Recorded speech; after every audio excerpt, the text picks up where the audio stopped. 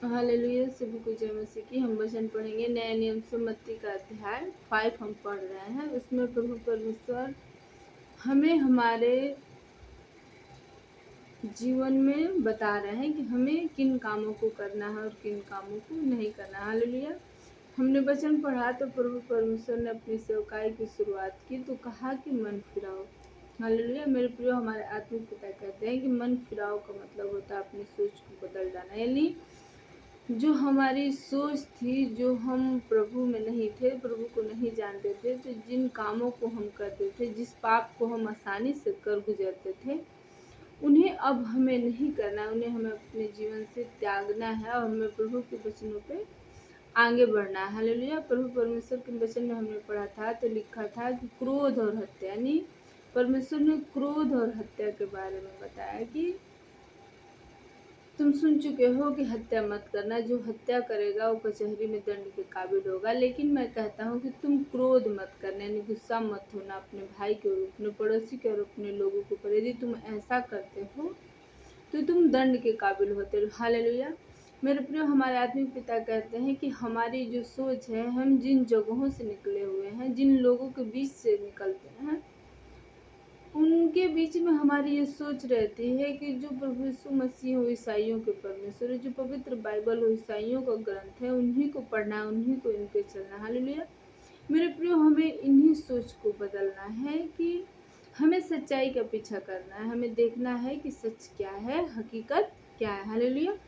आगे हम पढ़ते हैं कि व्यभिचार, प्रभु परमेश्वर कहते हैं कि तुम सुन चुके हो कि कहा गया था कि व्यभिचार मत करना, परंतु मैं तुमसे यह कहता हूँ कि जो कोई किसी स्त्री पर कुदृष्टि डाले, वह अपने मन में उससे व्यभिचार कर चुका। हालेलुया। प्रभु यीशु मसीह कहते हैं कि तुम सुन चुके हो कि व्यभिचार मत करना, यानी तुम्हारे मन में ये है कि व्यभिचार नहीं करना है। लेकिन मैं तुमसे कहता हूँ कि यदि कोई किसी स्त्री पर कुदृष्टि डाले तो वो उससे अपने मन में व्यभिचार कर चुका। हालेलुया। मेरे प्रियो, हम इन वचनों से क्या समझते हैं कि प्रभु यीशु मसीह कहते हैं कि तुम्हारे मन में ये सोच है कि हमें व्यभिचार नहीं करना है, गलत काम नहीं करना है।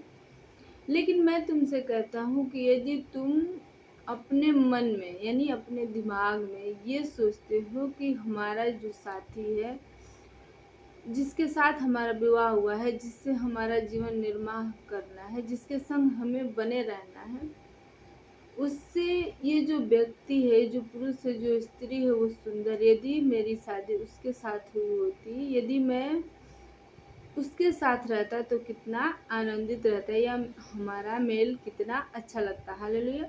मेरे प्रिय, हमारे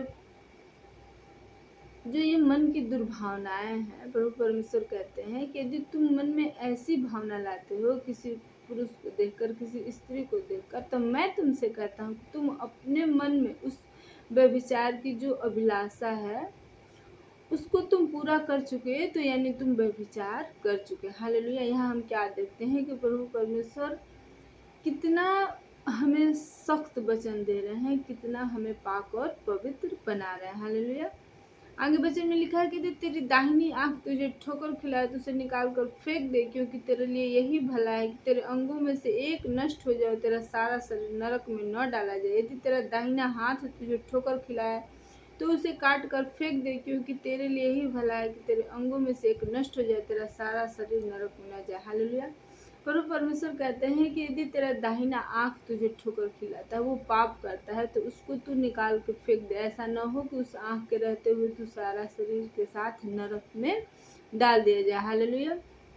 आगे कहते हैं कि तेरा दाहिना हाथ यदि तुझे ठोकर खिलाए, यदि गलत काम करे, तो इस हाथ को अपने शरीर से अलग कर दे। ऐसा न हो तो इस हाथ के चलते पूरे शरीर के साथ नरक में डाला जाए। हालेलुया। मेरे प्रियो, हमारे आत्मिक पिता कहते हैं कि हाँ, प्रभु परमेश्वर हमें अपने आँख और अपने हाथ को अपने शरीर से अलग करने के लिए नहीं कह रहे हैं। हमें वो अपाहिज नहीं बनाना चाहते, वो हमें अपने इन वचनों से समझाना चाहते हैं कि हमारे जीवन में जो प्रभावशाली काम है, जो प्रभावशाली लोग हैं कि जिनके दबाव में आकर हम गलत काम करते हैं, हमें उनको अपने जीवन से दूर कर देना है। ऐसा नहीं है कि हम उन लोगों के साथ रहते हुए नरक के आग में डाले जाएं, यानी नष्ट किए जाएं, अपनी परेशानी में रहें। हालेलुया।